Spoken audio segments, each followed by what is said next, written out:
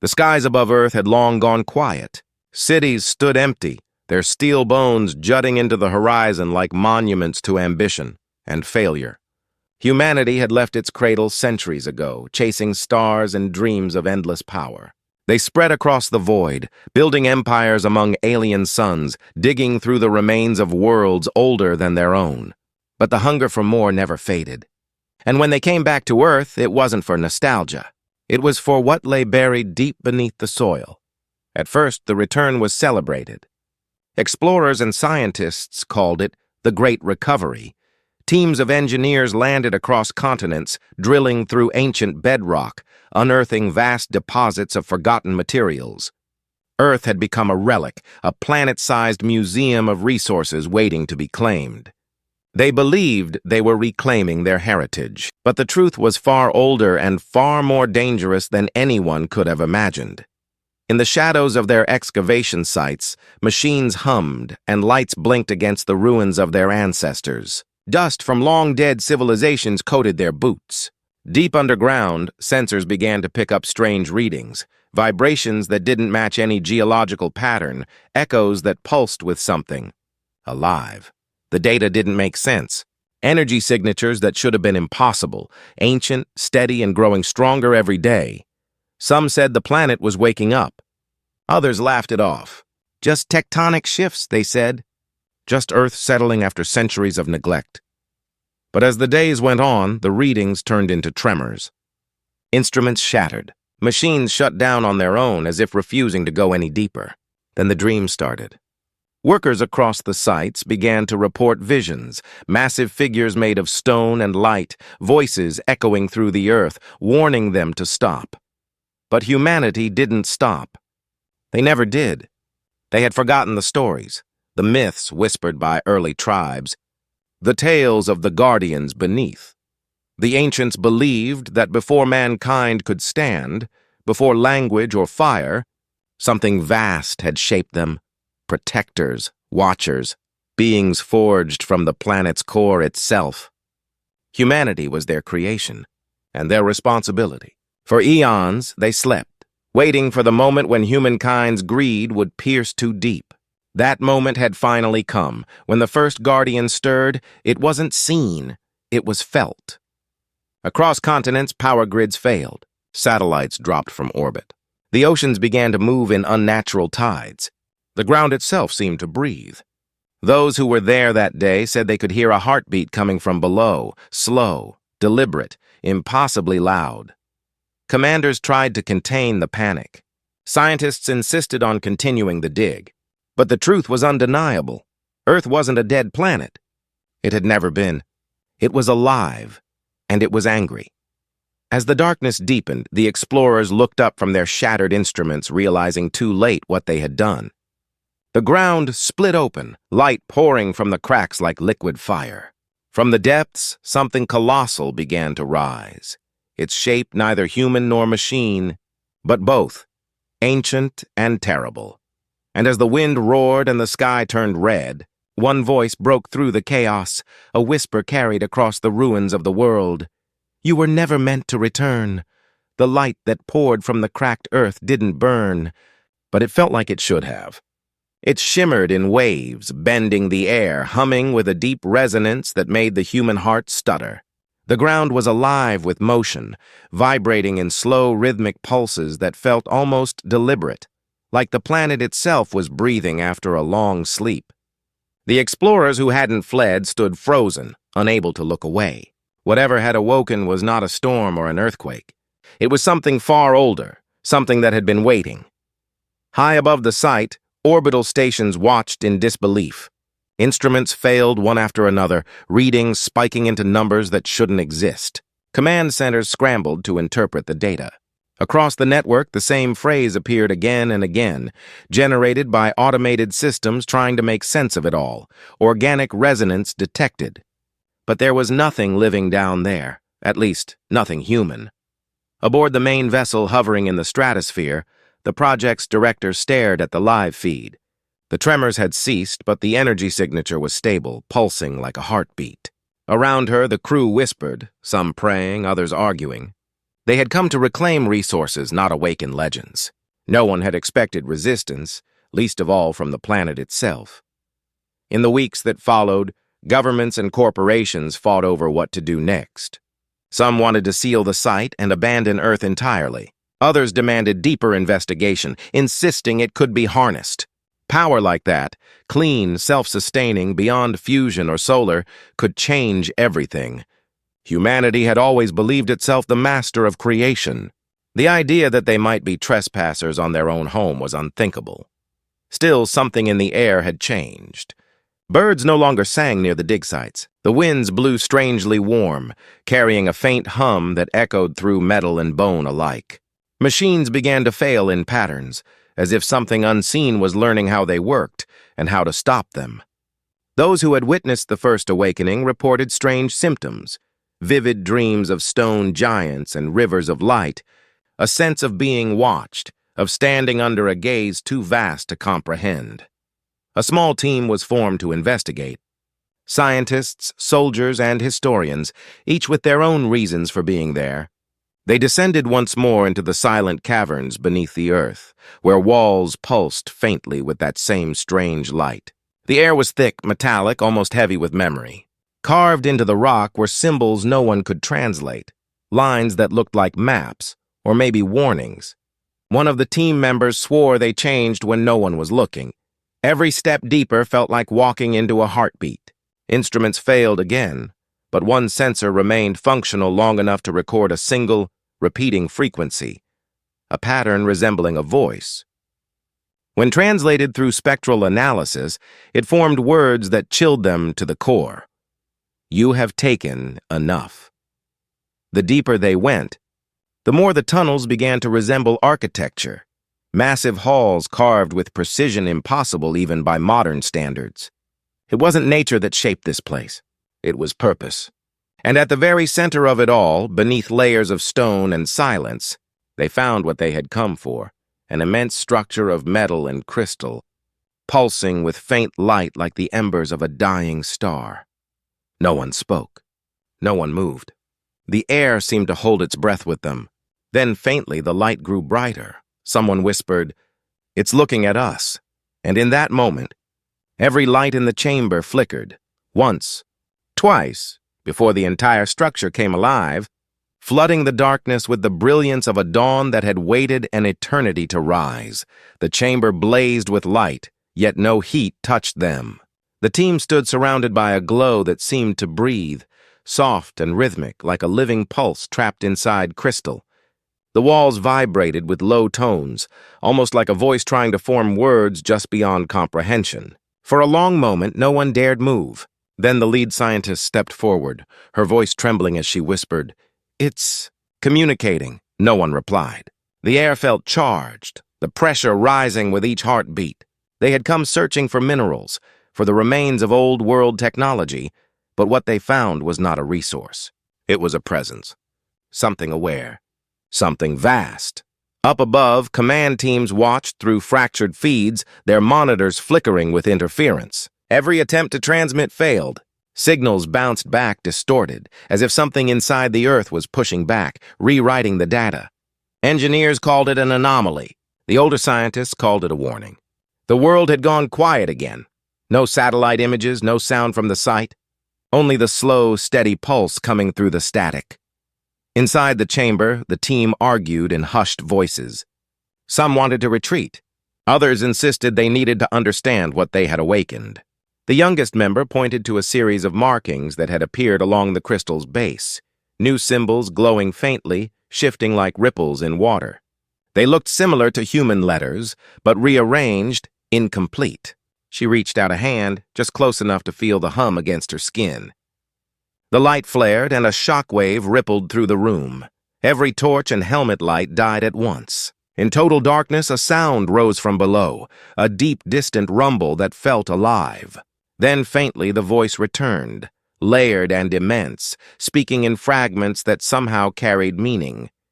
"We remember. You were ours." When the lights returned, the crystal surface had changed. Shapes had formed, figures resembling humans but taller, heavier, carved in flowing lines of light and stone. Guardians. They were looking down, not with eyes, but with the suggestion of them, faces made from shifting patterns that glowed like molten gold. The team stood still, realizing that these beings weren't projections. They were memories made physical, a history the planet had buried long before humans had learned to write. In orbit, command began to fracture. Some leaders ordered full extraction and containment. Others wanted to destroy the site, fearing it could spread beyond control. But one voice, one influential, powerful voice, argued that this discovery could be humanity's greatest achievement. If they could harness it, if they could understand the Guardians' technology, they might gain limitless power. The argument grew into something darker. Orders were given in secret. New teams were dispatched, heavily armed, not for research, but for control. Back beneath the ground, the first team didn't know reinforcements were coming. They only knew the planet was no longer silent. The pulse beneath their feet had changed rhythm, faster now, almost like a warning drum. Dust began to fall from the ceiling as the rumble deepened. One of them whispered, "It's not just one. There are more." And before anyone could respond, the ground trembled again. Far across the world, mountains shifted, oceans rose in unnatural tides, and buried sensors everywhere lit up at once. The Guardians were waking, one by one. The tremors spread faster than anyone could track. What began as isolated readings became a global resonance. Deep vibrations felt across every continent. Oceans rolled against their shores with unnatural rhythm, and the sky itself seemed to pulse faintly in time with the heartbeat beneath the planet's crust. Humanity had woken something that connected to every part of Earth, something vast and networked like veins under skin. In the command stations orbiting high above, panic took hold. Reports poured in from colonies across the solar system. Communication interference, unexplained energy surges, even gravitational distortions. It wasn't just Earth reacting. Whatever force had stirred beneath the surface was reaching outward. It was as if the Guardians were speaking through the very fabric of reality, calling out to everything humanity had built beyond their cradle. On the surface, the first team struggled to stay alive. The cavern they once explored now shook with steady waves of pressure. Cracks appeared along the crystalline floor, revealing a faint glow beneath, layers upon layers of structure, stretching down farther than any scan had ever shown. One of them realized what they were seeing. This wasn't a chamber. It was the top of something far larger, like the crown of a buried machine that spanned the planet. Then came the second shock. The new teams sent to secure the site finally arrived, heavily armed and carrying orders to take control by any means necessary. They weren't scientists. They were soldiers and corporate operatives wearing insignias from rival factions. The expedition that had started as a joint mission now fractured completely. Above ground, rival ships circled the atmosphere, each claiming ownership of the discovery. Humanity had found its greatest secret and immediately began to fight over it. When the soldiers descended into the ruins, they found the original team surrounded by the shimmering walls of the awakened structure. Arguments broke out instantly, accusations, demands. Nobody noticed that the light had begun to change again, growing brighter, flickering in patterns that almost resembled thought. Then, without warning, every weapon in the chamber powered down. Rifles, scanners, even the air filters, all dead. The glow intensified until every shadow vanished. The air vibrated with energy, and from the far wall came a new sound, a rising hum that carried something beneath it, voices. Not one, but many.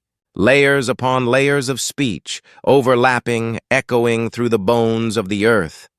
A scientist fell to her knees, clutching her head. "It's not just awakening," she gasped. "It's remembering." In that moment, the surface of the crystal cracked open, revealing what lay beneath, a massive humanoid figure encased in translucent stone. But what froze everyone in place wasn't its size. It was its face. It looked human. The realization hit all of them at once. The Guardians weren't just protectors, they were ancestors. Humanity hadn't evolved apart from them. They had become them. Before anyone could speak, the ground heaved violently. Across the planet, ancient sites began to glow. Temples, ruins, mountains. Every forgotten monument humanity had ever built started to answer the same call. The Guardians were not confined to one chamber. They were everywhere, and they were waking in unison, the air filled with that deep, thunderous voice again, calm, resonant, unignorable. You have forgotten who you are. We will remind you. And then, for the first time in history, Earth itself began to move. The world was shaking apart. From the orbiting command ships, Earth looked like a living organism, pulsing with light from the cracks that ran across its surface, glowing rivers of energy threading through continents and oceans alike. Cities that had once stood silent now blazed with patterns of movement, as if the ground itself was drawing symbols too vast for the human mind to grasp. Every satellite still functioning recorded the same message pulsing from the planet in waves. Awaken. Remember. Restore. Below, in the heart of the cavern, the two groups, the scientists and the soldiers, stood side by side as the colossal figure beneath the crystal began to move. The stone around it cracked and fell away in slabs, revealing a being of luminous metal and living energy, its surface marked with shapes that mirrored human veins and nerves. When it opened its eyes, the light dimmed across the chamber, like the world was holding its breath. Then it spoke, not with sound, but through the air, the ground, and the minds of everyone present. You built beyond your bounds. You forgot the first covenant? The project's director stepped forward, her voice shaking. We didn't know. We thought Earth was dead. We only came back to rebuild. You came to take, the voice replied, calm but heavy, each word echoing like thunder rolling beneath their feet. You took what we gave, and when the stars answered, you abandoned the cradle. But the cradle did not forget you. Around the globe, the Guardians continued to rise, massive silhouettes of stone and light climbing from mountains, deserts, and seas. Some appeared half-buried, some whole, each connected by lines of energy running deep into the planet's core. Humanity watched in awe and terror as the figures raised their arms and the tremors stopped. The silence that followed was absolute. Then something unexpected happened. One of the younger scientists, the one who had first touched the crystal, stepped forward again. The glow from the Guardian reflected in her eyes, but this time it wasn't just reflection. She was glowing too. The same light traced along her skin, faint but unmistakable. The others stepped back, realizing that whatever energy the Guardians carried had marked her. The great being's gaze shifted toward her. The memory endures through you, it said. You are proof the bond remains. She looked around at the others, humans who had come seeking power, control, answers, and then back to the Guardian. Then stop this, she said softly. If we were made by you, if we carry your memory, then let us learn instead of destroy. For a long moment, there was only stillness. Then the Guardian lowered its head. The light around the world began to fade, the tremors easing. The energy that once pulsed violently through the planet softened into a steady rhythm, like a heartbeat returning to rest. Humanity, it seemed, had been spared, given a second chance. But just as relief began to spread through the command channels, one last signal came through, a pulse so faint that only the deep space stations caught it. The origin wasn't Earth. It came from beyond the solar system, echoing the same pattern, the same voice. They have awakened. The director stared at the transmission, her hands trembling. If those aren't from Earth, she whispered, then what did we really wake up? And far above the planet, hidden in the darkness between stars, something vast and ancient began to stir, answering the call. The stars hung silent above Earth, their light scattered across the void. The tremors had stopped, the glow beneath the continents faded, and for the first time in months, the planet was still. Humanity had survived its awakening, but nothing felt the same. Cities that once pulsed with artificial light now stood quiet, half-powered, their people gathering beneath open skies to watch the faint shimmer of the Guardians resting across the horizon. They stood like monuments, neither friend nor enemy, watching, waiting. In the command stations that orbited above, the atmosphere was heavy with disbelief. Engineers worked slowly, rebuilding systems, decoding fragments of the last transmission. They now knew the truth. Earth had never been just a world of rock and water. It was a cradle, carefully built and watched over, its guardians designed not to destroy humanity, but to protect it, until the day it threatened itself. And now that day had come and passed, leaving a question none could answer. On the surface, the surviving expedition members began their long journey back. The scientist who had been marked by the Guardian walked ahead of the others. The glow that had once traced her skin had faded, but something deeper lingered in her eyes, a calm, a clarity. She said little, though the others noticed that the machines around her flickered gently whenever she passed, as if recognizing her. She felt it too, the hum of the planet beneath her steps. Not hostile now, but steady, almost guiding. When the global networks came back online, the message from the Guardians appeared one final time across every screen and transmission channel.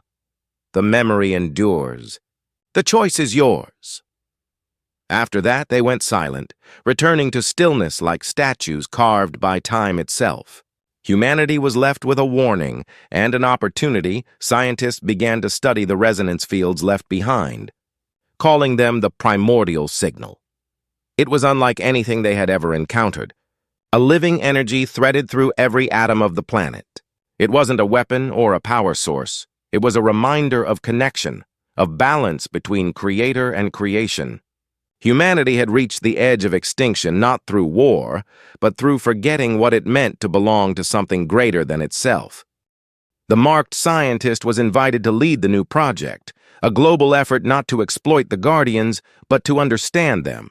Under her guidance, research shifted away from control and toward harmony. Energy grids began to realign with the planet's natural resonance, and within a decade, Earth started to heal. Forests regrew, oceans calmed.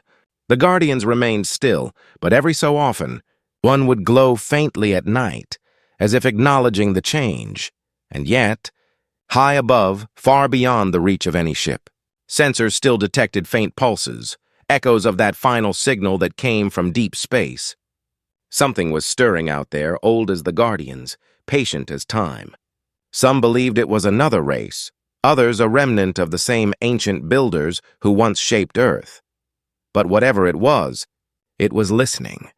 As the marked scientist stood one evening on a cliff overlooking the sea, the wind carried a low hum through the air, a sound only she could hear. It was the same voice that had spoken in the chamber, calm and endless.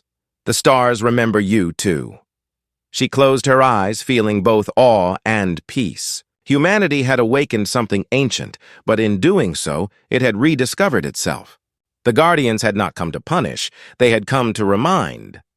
And now, as Earth slowly breathed again, it was clear. The story of mankind was never about conquering the universe. It was about remembering where it began,